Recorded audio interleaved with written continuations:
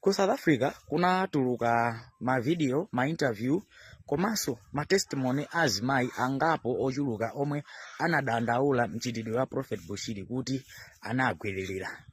Kodi izi zimachitika motani?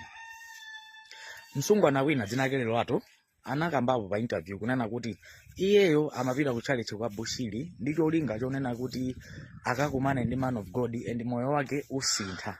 Ndipo amapita kumakapemphera ku church kwa Bushiri mobwereza.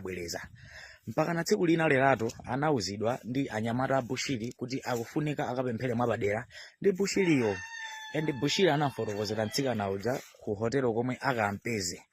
So mtsikana uja atanyamuka kupita ku hotelo komwe anauzidwa kuja kuti akampeze Bushiri. Mena akufotokozera mtsikanayo kapena mina adafotokozera mtsikanayo pa interview anafotokoza kunena kuti anakampeza Bushiri ali maliseche. Ndipo ali maliseche muja anamulandira Bushiri uja mtsikana uja kena ukanakakiya pa khomo. Atakiya pa khomo anankakamiza kugona naye mtsikana uja mpaka na zinatheka anamgona mokakamiza. Ene mtsikana uja atagona mokakamiza, Bushiri uja anatenga zovala za mtsikana uja nkumponyera kuti avale mwansanga chifukwa kubwera anyamata ake.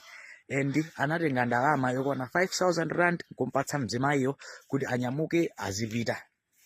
Mzimayo ananyamuka kumapita, koma siye khayo mzimayi amene anadandaula kuti anagwiriridwa. Paliso mzimayi wina dzina lake Thandi amene anadandaula poso zokuti nayenso anagwiriridwa ndi Prophet Bushiri. Kodi iye adagwiriridwa motani?